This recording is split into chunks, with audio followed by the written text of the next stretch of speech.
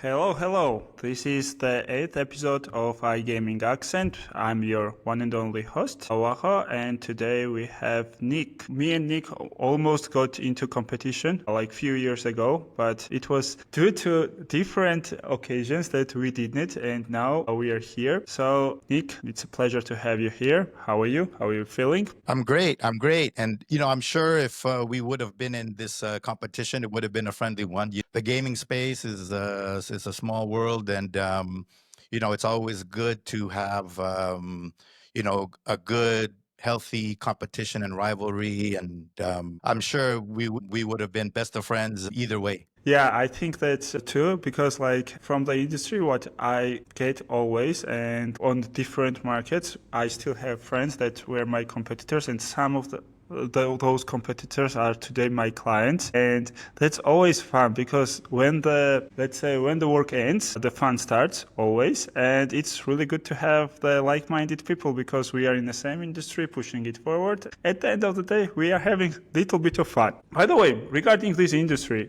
Nick, how you got into it? So I think everybody that I hosted had some strange or fun or by chance. It's a chance industry all in all. So what's your story about it? Yeah, me too. I didn't think I was gonna get into the gaming space when I went into college. I went in for computer science and this brand new thing called information technology, right? So this was back in the 90s in Silicon Valley, where the birthplace of Google, Apple, Hewlett Packard, et cetera, et cetera, et cetera. So I thought I was going to work for one of these companies, Oracle Mm-hmm. or Adobe or something like that. And then I graduated, and then all of a sudden there was a big tech boom in Las Vegas, which Mm-hmm. is a 1 hour plane ride away. So when I graduated, it was like maybe 70% of the graduates, engineering, computer science guys, stayed in Silicon Valley, and the rest, maybe 20 of the last 30%,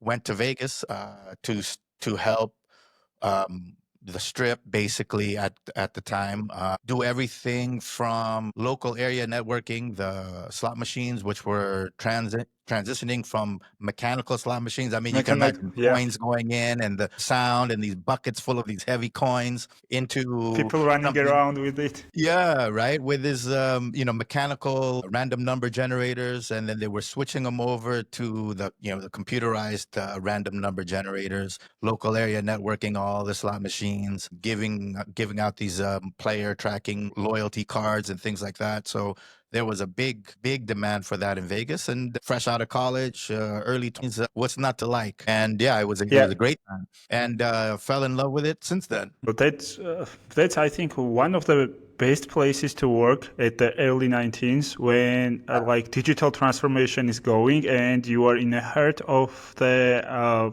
let's say iGaming world, because like every big brand, I think.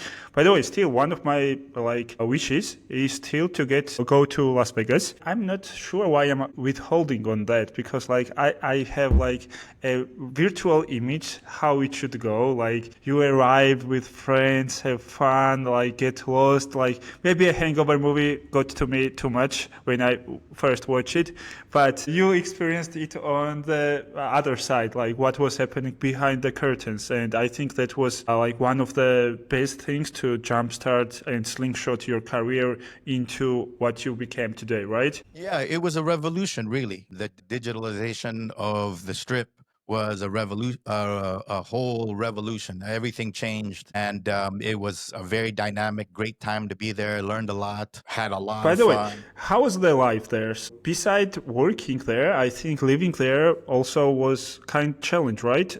Because you had like all the distractions, or what was it like to be living and working in Las Vegas? I got to tell you, Las Vegas is one of the best places to live on earth. Really, of course, you've got the strip, and now downtown has a lot of action going on there. But the suburbs Mm-hmm.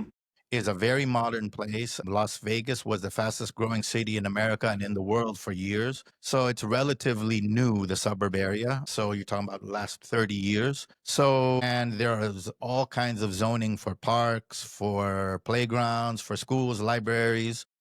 And since most of the people work on the strip, everything's 24 hours. I used to go to the grocery store at 2 a.m, right? So yeah, so it's great, right? So it's service industry people, so friendly, people kind of people for the most part. All the clubs are there. I mean, it's amazing. And then over the last 20 years, it's like the best restaurants in America have gone there. So you've got, all of Gordon Ramsay stuff, Wolfgang Puck, everybody's there. So it's a great place to live. And, it's not what you would think, because you drive 15 minutes Yeah. off of the strip and you see a Walmart and you see a grocery store, and it's normal. It's just everything's open 24 hours. So Yeah, it's great. because I think people have wrong idea about what Las Vegas is from the work perspective and how it is to live there. Because I could never imagine that, for example, there is a store open 24 hours, because that's how people are getting into the thing that if everybody works at late nights, then why not to provide them the grocery store? The Yeah, gyms are open so 24 hours. Everything is open 24 hours. I mean, it's amazing. so So yeah. city that never sleeps is not overestimation about that city. Okay, so starting from the heart of iGaming, I can frame it like that, and then evolving into what you are today. So I know that you had quite a journey from one end of the world to another, and was it by chance as well, or was it intentional? How did you get into Asia as well, and what was the plan, not plan, but what was the idea there? So how did you get into that as well? Well, living in Vegas, I was also exposed to not just class 3 casino gaming, but class 2, which was, bingo, electronic bingo. And at the time, South America, Brazil had a very strong electronic bingo market, the 90 number game. So we were doing bingo in the Indian reserves in America, as well as for nonprofits in California and other states. And a bingo companies needed some help in the Philippines. And since I was born in the Philippines and I'm Filipino, although raised in America. They asked me for some help. I went to the Philippines. Then, long story short, I became a distributor and got into electronic e-bingo machines all over the Philippines, which was on fire back in the day. I mean, you're talking about, I went to the Philippines 2008. So there was really nothing online at the time. So it was all retail market in the malls, 60 to 100 electronic bingo machines. Amazing time. I mean, we were just installing and installing. We couldn't get the machines fast enough, putting them in. And then started working with a big holding company that got a couple casino licenses, started building casinos. Then we got into the iGaming space. I was the COO of a company called DFNN, which was publicly listed. And we went from 20 shops to 250. And amazing. I mean, we were in the London Financial Times, fastest growing companies in Asia. We were the second fastest growing company in the Philippines, doing over $1 billion in sales turnover on the machines. I mean, it was an amazing time. Yeah. So we got into that, let's say the virtual casino space, but on the retail side. At the time, there wasn't any regulation for the online until Philippines came out with Pogo and things like that. Then we went to the iGaming space online, all around the world. Next thing I know, I was also doing a lot of mergers and acquisitions back then. We were looking at buying a company in England, then Brexit. We bought a company in Cyprus called Megabet Plus, the biggest sports betting retail operator in the country. And now I'm in Europe. I've been here for 6 years and, grown to love football or European football, still love American football as well. But so North America, Asia, now Europe, Now Europe. been And there, what done is next? that, I think, and still Nick, are doing you that. going to Austria next, to conquer the new continent as well? Or what's the plan? I would love to. Australia, I mean, it's definitely on the bucket list. I'm hoping someday to do something out there. They've got regulated gaming and stuff, so you never know. I mean, why not? Same thing for South America. I was in Argentina in December, loved it. I would love to go to South America as well. I mean, if it was on a plate, so South America or Australia, which one would you choose right now? Maybe I'd probably go with South America. I mean, me too. Hard Just to for turn one down reason. Brazil. Yeah, it's very hard to turn down Brazil, and also at the same time, it's hard to go to Australia when you have arachnophobia. So I am in fear of spiders, Wow. and it's Yeah. Arachnophobia. yeah, Yeah. it's said that in Australia everything is going to like everything is trying to eat you. Absolutely. You just have to survive. And I just watched one random video where like a big spiders, like real spiders, like big ones, like are coming down just on a random street when you're going with your kid, walking him to the school. And like I'm like, okay, it's no for me for a long Sure. time. So I'm not going there. But Brazil, yeah, for sure. Like it's a wonderful country and everything. Like I loved it. Like every aspect of it, I loved it. Yeah. The culture, everything. Even yeah, let's say the dark side of it, like there is a crime and so on and so on. We were warned, but at the end of the day, there is crime everywhere. But you have to live with it. You have to be on the safe side, and everything will work out. Just coming back to taking one step back, I want to ask you regarding the scaling in those years. Like you said, like from 20 shops to 250 shops. I think it would be a total operational nightmare for you because like scaling this fast, scaling to this height, and even like equipment was not arriving, as you said. So what did you do like in order to keep up with all the demand, and how did you survive those years? Well, I'll tell you, before I took the position of COO, the chairman of the company looked at me straight. I thought he was joking, but he said to me, "We don't sleep until 2018." Okay. Right. That was like 3 years around 2015. So I said, okay, okay, sure. You don't sleep. Okay. But, I didn't really understand what he meant until I But he was in was it. very honest, right? But yeah, he So was very honest with me. I was the one that didn't really believe him. But yeah, basically, yeah, that's what was happening. I mean, you know, all hands on deck, 7 days a week. But unsustainable, right? You can't live like that forever. But at the time, my kids were young and like very small, preschool, so it was easier to get a working long hours. But it was an exciting time. I mean, when you've got these kinds of deadlines and everything's happening, everything ramps up, including your managing skills, logistics skill, everything, right? So it's like going to boot camp. It's so everything hits you in the face, and failure is not an option. So you just, grin and bear it, and you do what you got to do. And like I said, I look back on those times and, I love it. I mean, it was, I wouldn't mind another round of that now, right? If someone came to me yeah. and said, "Hey, we want to roll out, 300 shops and, somewhere, or, we want to grow exponentially.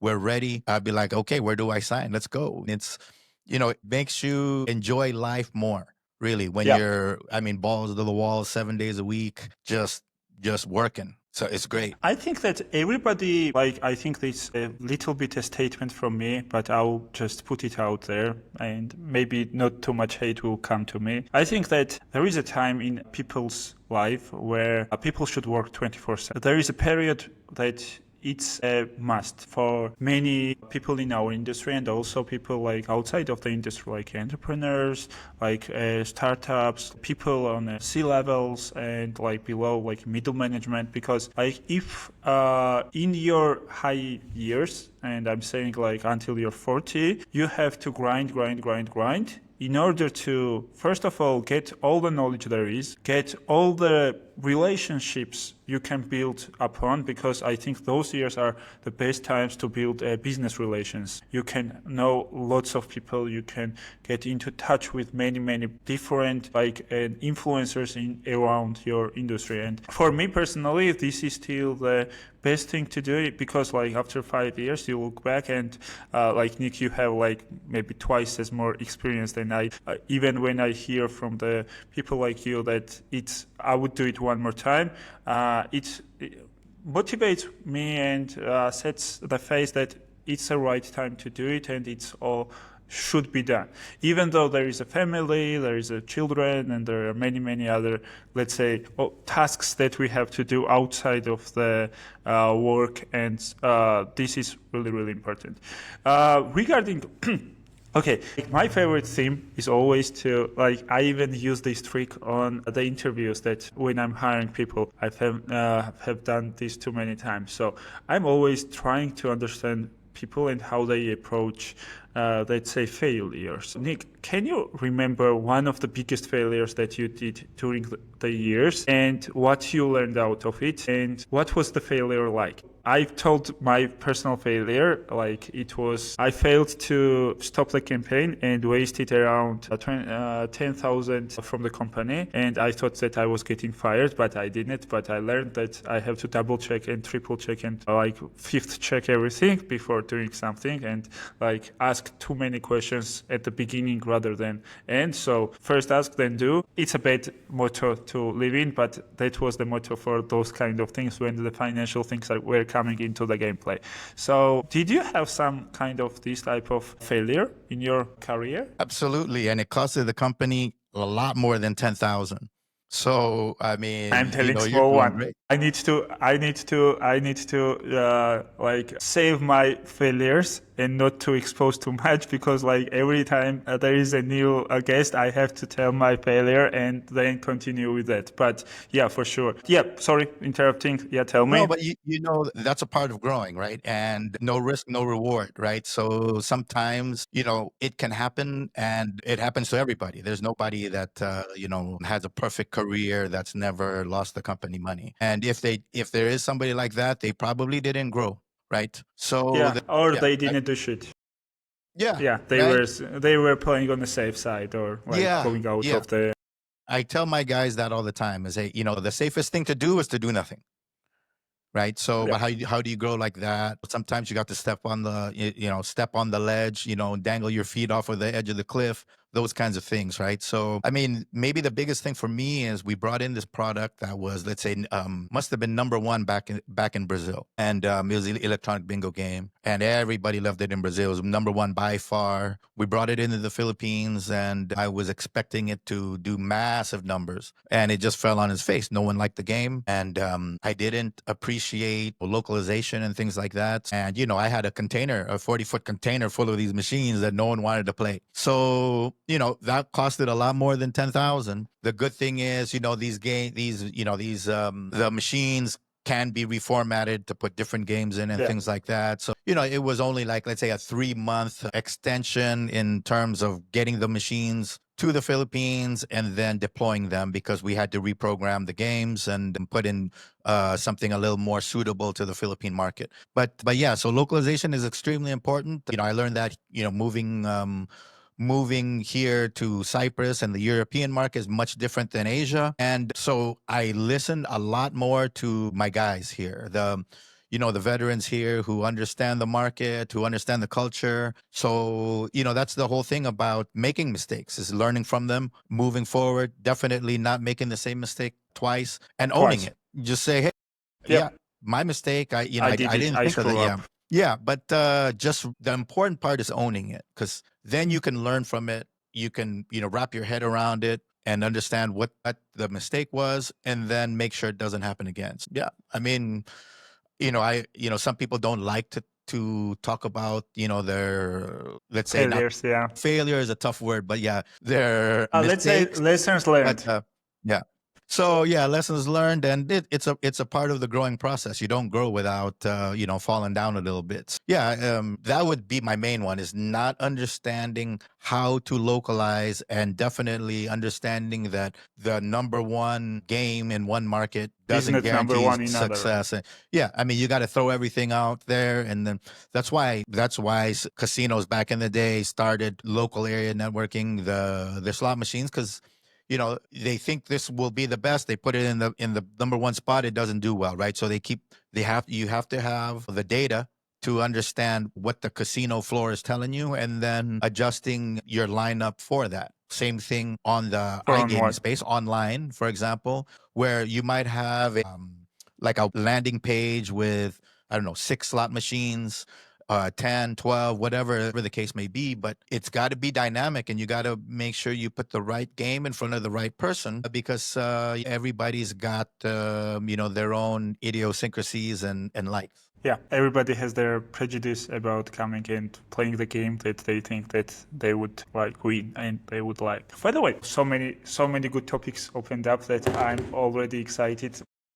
Me too. So, first of all, and I think this is the most important because you've been part of 3 different cultures, at least from the story that I've heard. So, started in America, then to Asia, and now in the Europe. So, one may think, what is the biggest difference between these cultures, and how do you navigate it, and what have you learned about it? That is first things that just start there. So what was the biggest wow effect when you came to Europe, to Asia, and coming from the USA? What were they? Well, especially on the sports betting side, I couldn't imagine how much football dominated the landscape, especially on the gaming side. Most months here at Megabet, for example, it's 90% football. Okay, we just had Wimbledon, so there was a little bit of an uptick there, a little bit on cricket and things like that. But I mean, it's football all the time. So that's one thing I learned. And another thing is the European market is much different than, let's say, Asia, because when you talk about football, the local game is important. Let's say, of course, the English Premier League is important everywhere in the world. But let's say here in Cyprus, for example, while most other countries might not find the Cypriot League interesting, in Cyprus, it rivals the same numbers as Champions League, Premier League, anything like that, right? So the localization same in, let's say, Portugal. I'm sure the Portuguese league does just as good or better than Premier League and things like that, right? So in the Philippines, for example, the NBA is number one. Philippines is a basketball market. NBA is by far number one. The Philippine National League is nowhere near, is far from the NBA. I think that I heard the story about that there are more NBA stores in Philippines rather than in America in total, because they are such a fans that they are really into it, and I think also this is the thing that the timing really matches with them. So when there are games, so it's really good time for Philippines to watch the game as well. So that's the story I heard from somebody. I don't. Yeah, Philippines. I mean, the official national sport is not basketball, but the most popular sport is basketball. Everybody watches, everybody plays. I mean, for example, the NBA is always there, right? So let's say that, for example, the Miami Heat coach, Spoelstra, he's half Filipino. He goes to the Philippines every year. Just last month from the Showtime Lakers, the Lakers from the 80s and 90s, shout out to Byron Scott. He was out there, the shooting guard for the Lakers. He started next to Magic Johnson. He was out there. He goes there all the time. AC Green from the Lakers. The list is and Dwight Howard wanted to play for the national team. So there's a lot. And by far, basketball is number one in the Philippines. And the NBA, it's funny because David Beckham, for example, he went to the Philippines and nobody knew who he was. No one did nothing. Nobody. And that was like Beckham just came out. I mean, it was the biggest thing ever. Nobody knew who he was. He was walking around the Philippines. And then, you take some guy who might have played in the NBA for 1 year. And if he goes to the Philippines, he will be welcomed like a king. Oh, yeah. So it's basketball is king in the Philippines. And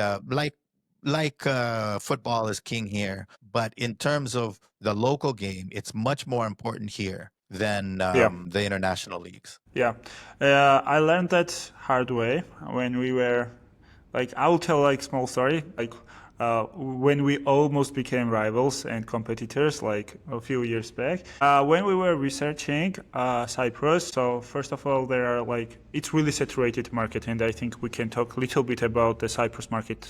So too many players are playing on one field and trying to get the ball, and everybody is really a long term, let's say.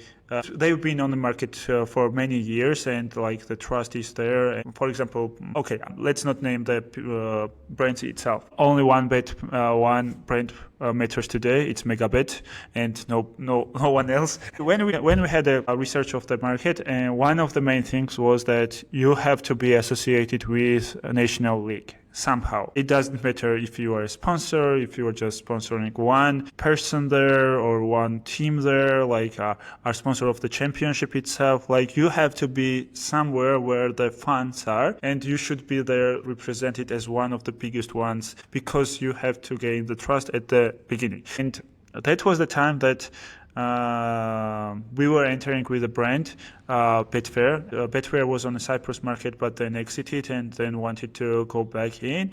And due to even the research, people loved the brand itself so much that it had still recognition after the years that this brand exited. And that was another finding for us, and that was really, really strange. And also, I remember it quite well that most of the people were either like top 3 leagues were Premier League, Champions League, and local league, if I remember it correctly. And I think it's still like that today, right? Still, exactly.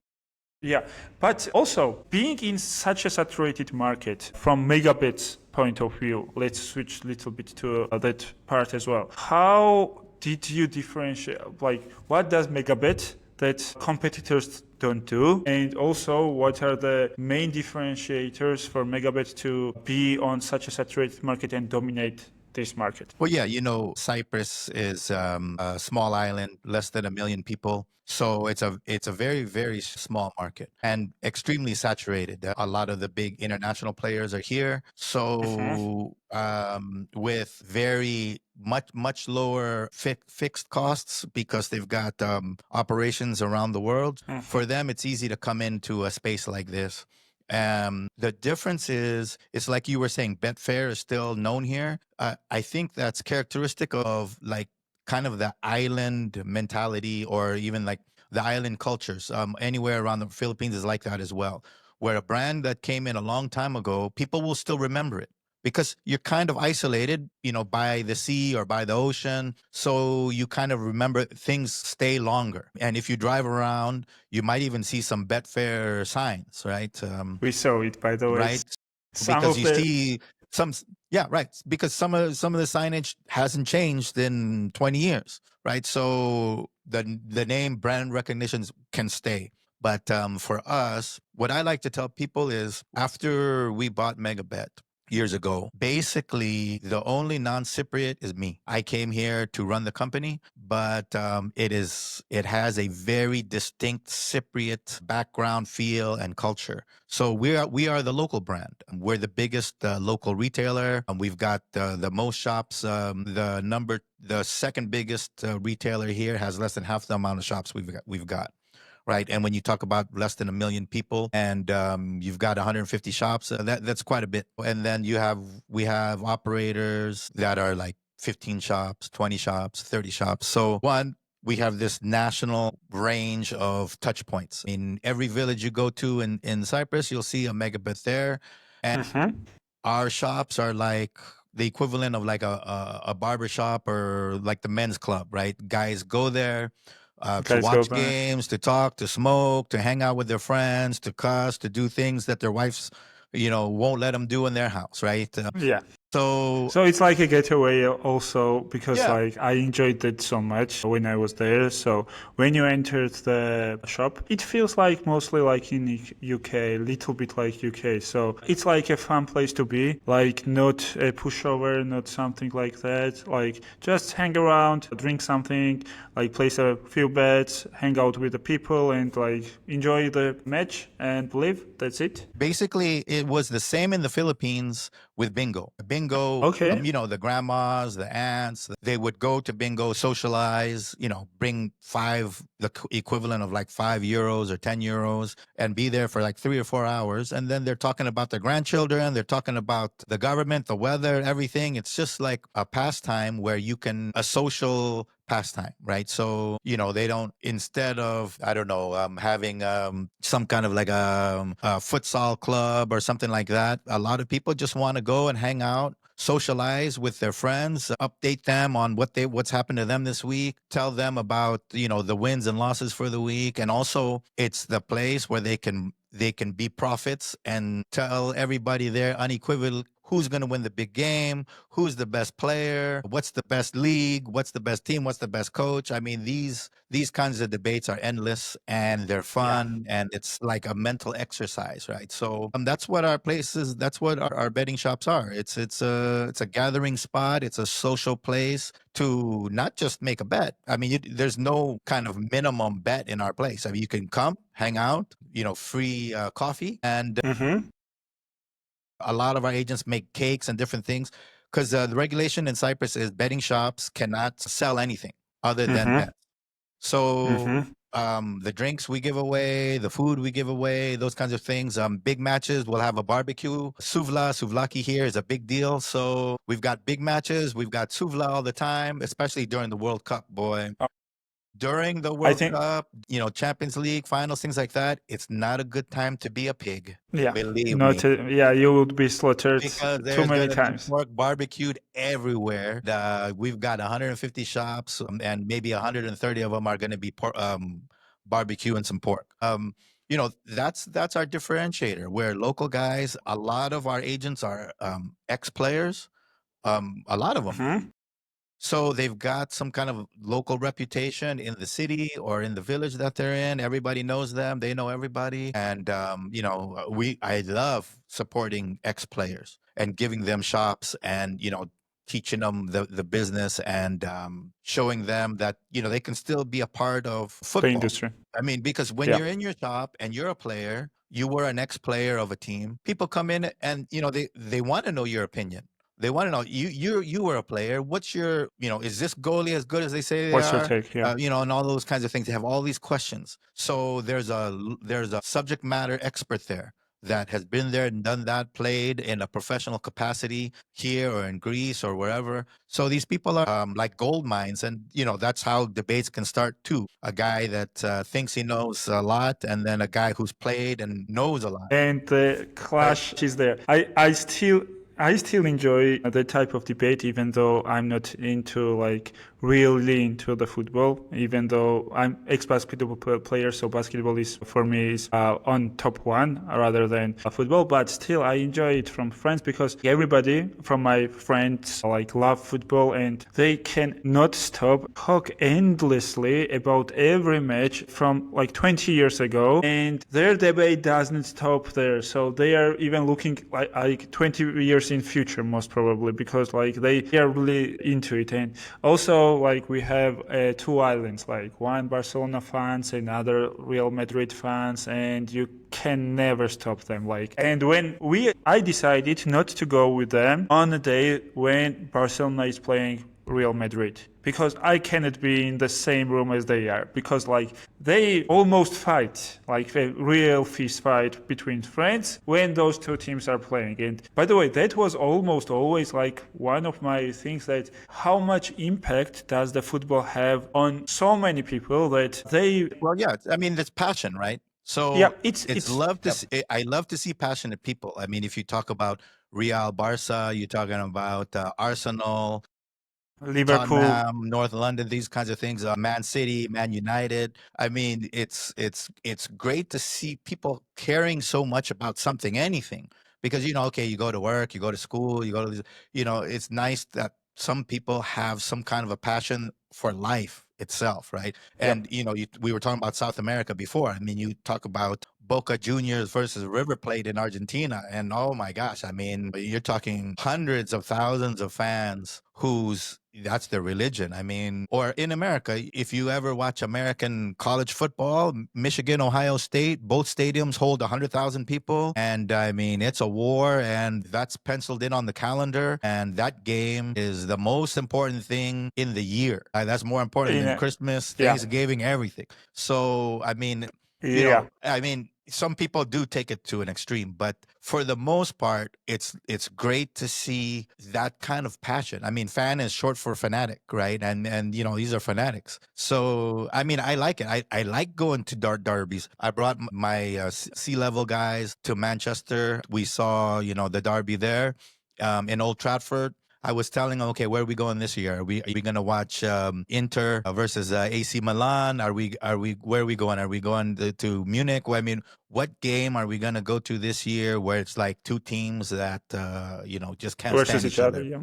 Right. You know what I mean? So, because it's the passion. Those people are living. Yeah. And like those people are the ones that when they are working in the online casinos and sports betting or offline shops, having their offline shops, they know what people want. I still see that he's a hidden talent. So I'll tell a small story about that. So we mentioned World Cup, and World Cup is like a huge celebration for us, right? So everybody is like really into it, has like their eyes on it. You don't have to make lots of marketing around it because everybody's waiting for this event. And for those type of events, we organize the groups of people who were, let's say, from different parts of organization. It didn't mean if they are C-level, like middle management, like just regular guys or girls. So it was just like around 30 people sitting in a room and deciding. They had like their dedicated daily budget, and these people were deciding what to do. On retention side, acquisition side, customer service side,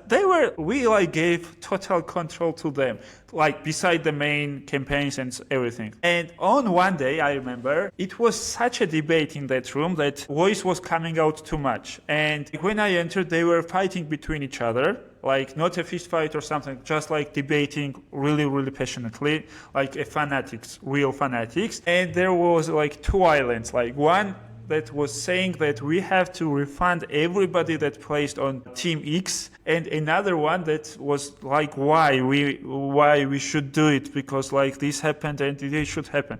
So there was one match on the final moment, like I don't remember the team, it probably was Italy, scored, and like it was really bad situation because like it happened something like a fall happened, and this fall was debatable, and from this fall the goal was scored, and so we refunded around 150,000 to customers that placed that another team would pass into the semifinals or finals. So, and this decision alone was taken in that moment, in that room, by the people that are real fans, because they know the regret that all the people that placed the accurate bet in that time would have. And that was even better than the whole marketing that we did during those times, because like that got such a feedback from the customers that we refunded and all those that we didn't, because on social media people were writing, I'm placing bet here because like this happened, and they were really keen on it and they refunded it, and so maybe if some like abstract situation will happen, they will refund me as well. And we had like a small tradition for Euro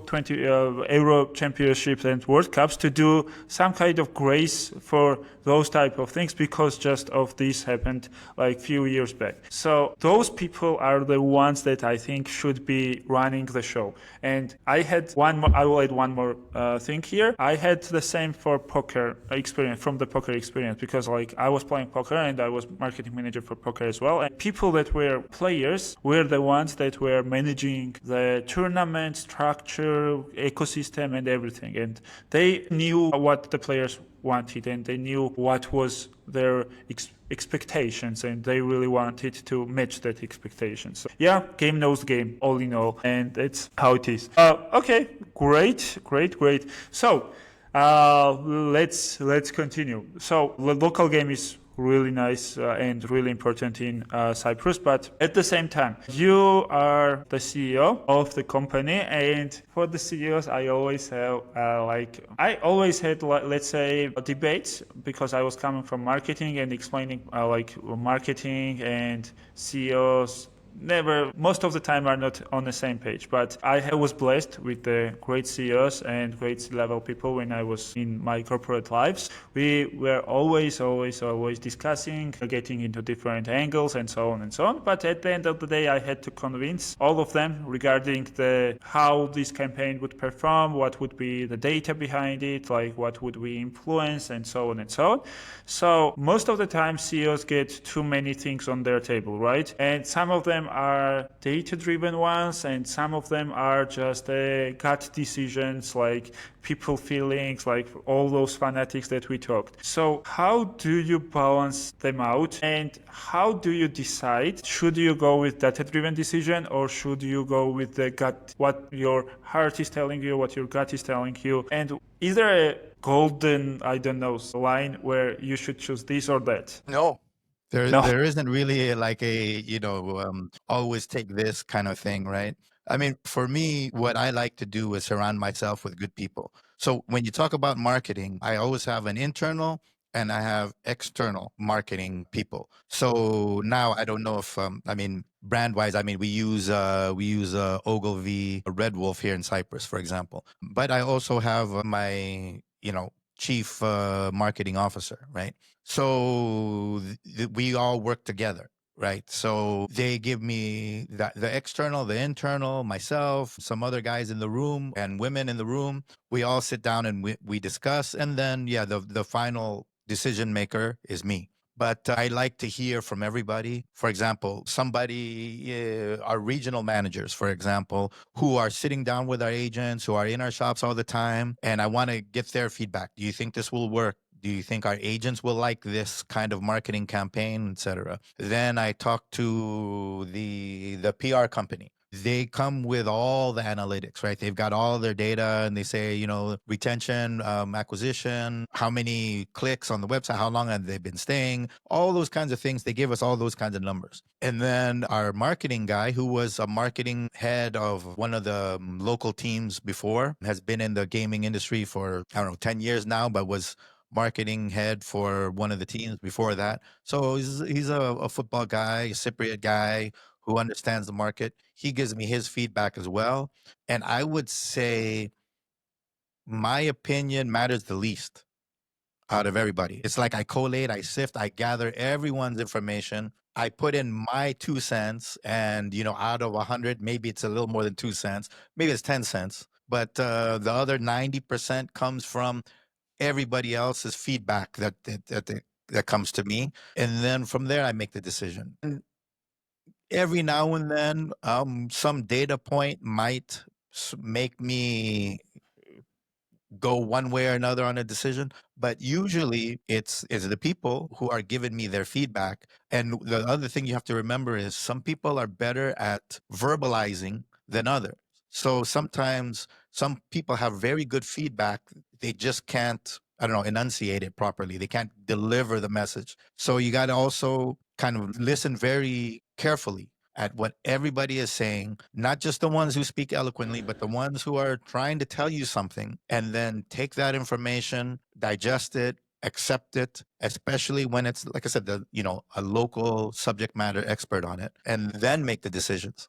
I mean, the the the the decision maker isn't, let's say, isn't on who shouldn't be the guy who says, I know everything. Okay, thanks for that. I'm going to go another way. If everyone in the room is telling me to go left, we're going left. And especially if these are, Cypriot guys who have been in this industry for a long time. And when I say that, what I mean is people I trust. It doesn't, of course, if they've been in this industry for a very long time, they have a better grasp of the market. But somebody could be in the industry just for a few years and understand the psyche, the culture, and all of that. So basically, I trust my people to do their job, and I listen to them. And that's really important as a leader, because if people are giving you their information and telling you and telling you and telling you, and then you discount it or you think you know better, two things will happen. One, they'll stop talking to you, or they're going to leave and go somewhere else where someone's willing to listen. Both are bad, right? Especially when you're new to the market and you don't fully understand the culture. So you have to know enough to know that you know the least amount in the room. You just have to sift through everything and make, the best decision possible. But I mean, that's how I do it. And these are things that I've learned from mentors and bosses that I've had in the past. And I think this is the right path in terms of being a good leader, in terms of keeping good people, is listening to them, making sure they understand that their voices are heard and that their opinions really matter. Got you. So people and listening to them. So having right people on board and in the same boat as you are, and also making sure that you listen to them, and like at least you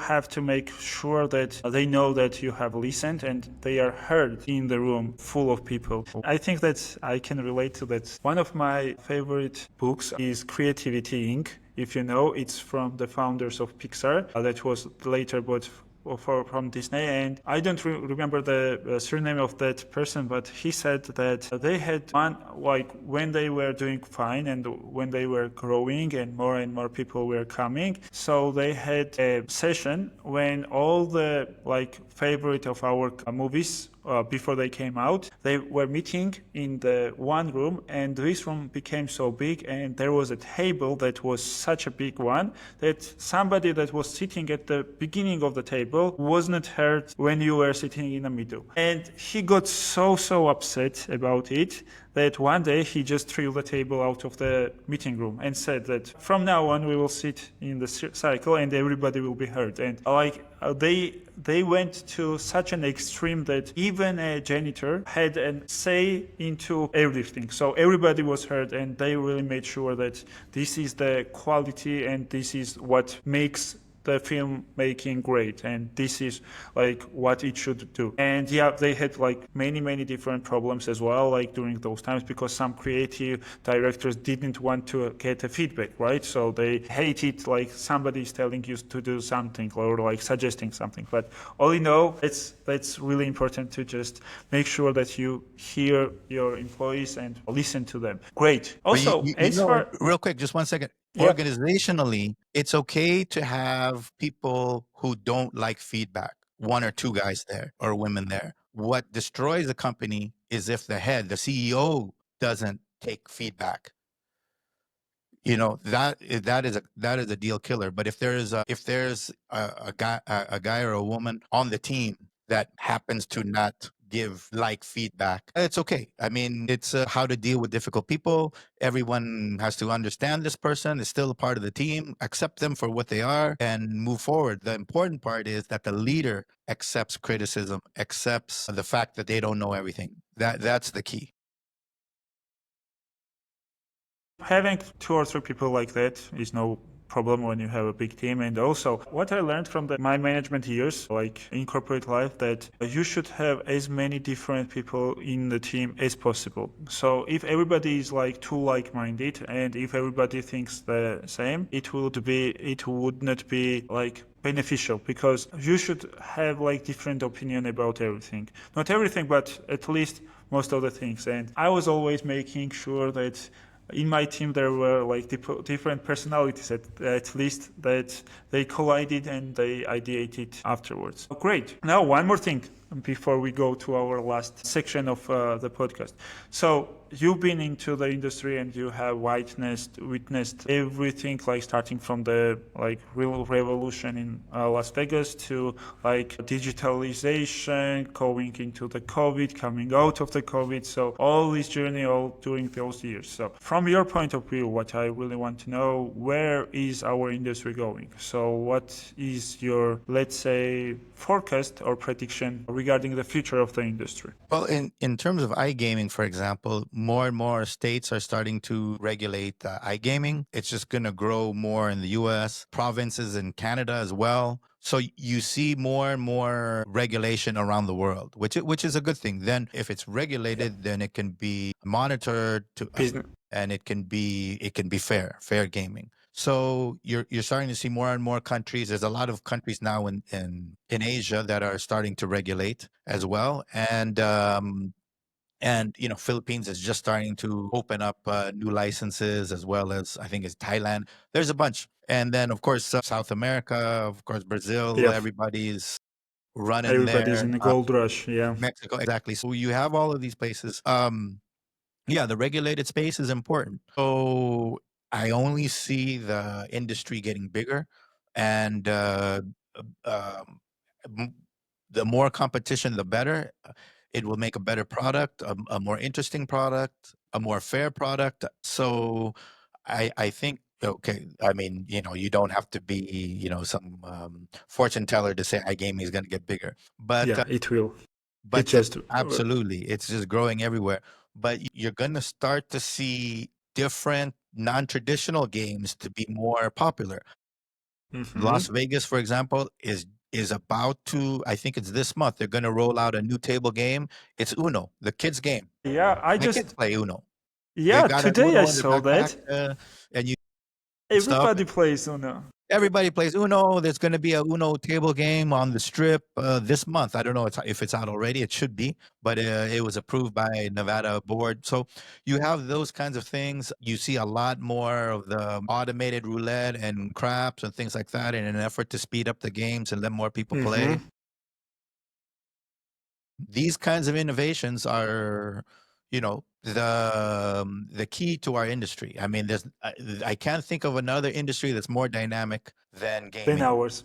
Than Yeah. ours. I mean, it's the most dynamic, and 5 years, there's always a new revolution of things. New technology or new game or let's like totally raises what was happening in the past. Exactly, right? So, I mean, that's why I like it so much. Is it's exciting. It's a great field to be in, and it's just extremely dynamic, which is what I like. I like the action. I like learning new things. I like to see what's the latest, the greatest.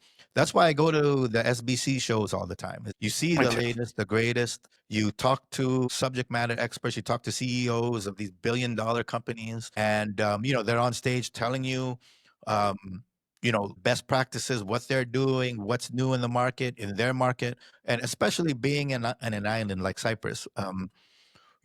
It's really important for me and my team to be out going to SBC shows, learning the best practices, like I said, talking to subject matter experts, seeing what's up in the industry. I mean, super important for us because, I mean, yeah, who knows what's around the corner? For me, I stopped predicting what's around the corner a long time ago. We just try to be as agile as possible, And see trying to it and keep up move. with everything. Yeah, we try to keep up with everything. I mean, in terms of technology and where the market is going. Of course, and other things we have to roadmap and things like that. But in terms of, what's hot, what's not, those kinds of things, we react and we try to forecast and see what's new and try to understand if that would be good for our market. Understood. Got it. So, like, just having a hand on the pulse, like holding the pulse of the industry is going, and also being agile at the same time, just in order to keep up with everything and don't stay like behind of the competition. Okay.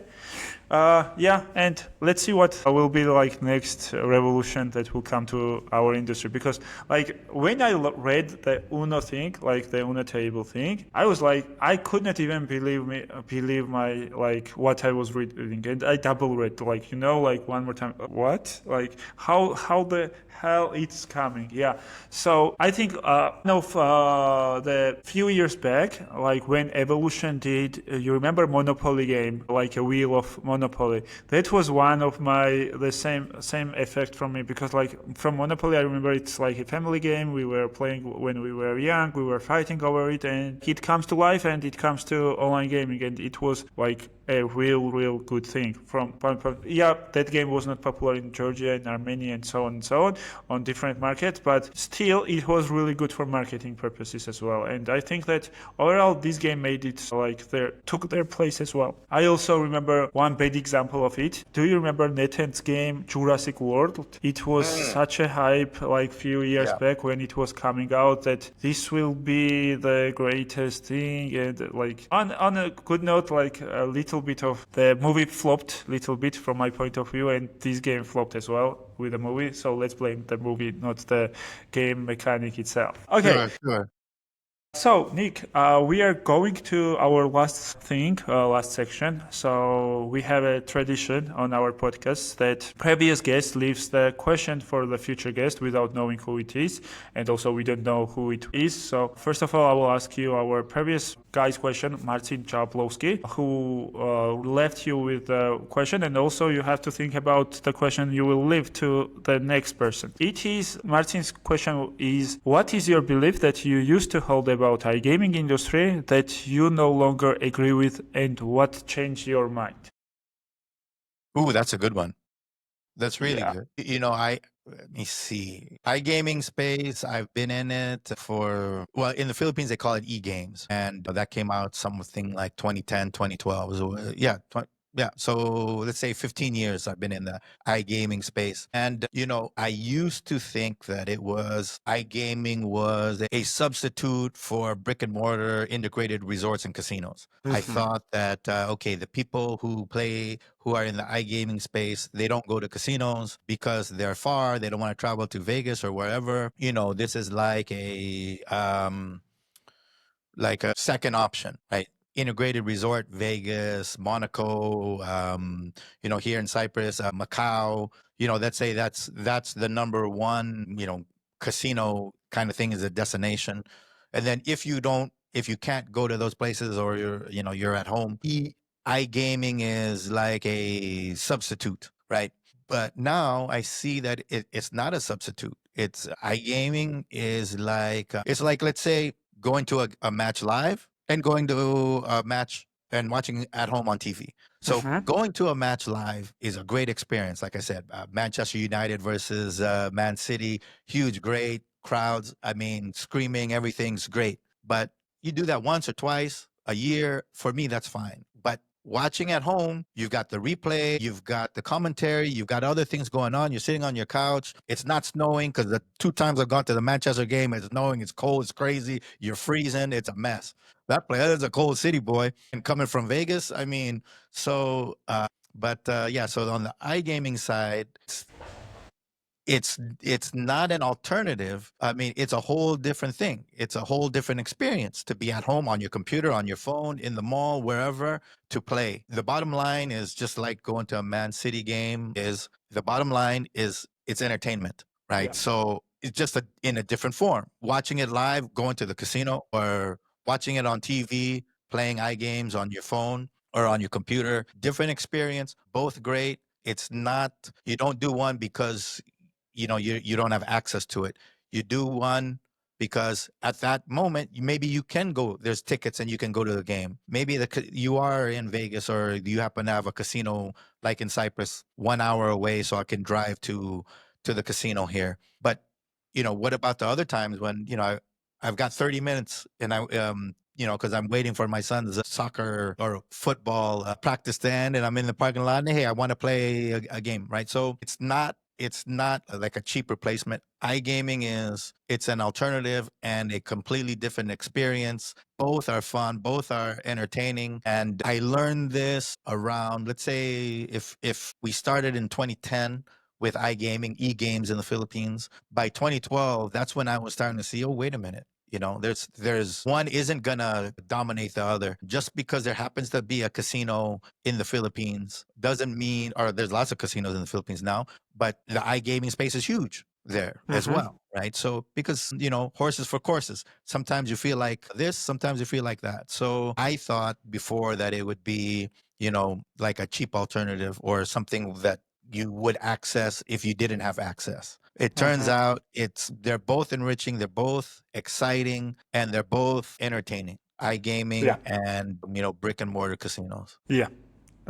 Great take on Martin's question. Okay, Nick, then what is the question that you would leave our next anonymous ghost? For me, I'm asking this question because I want to know is, Okay.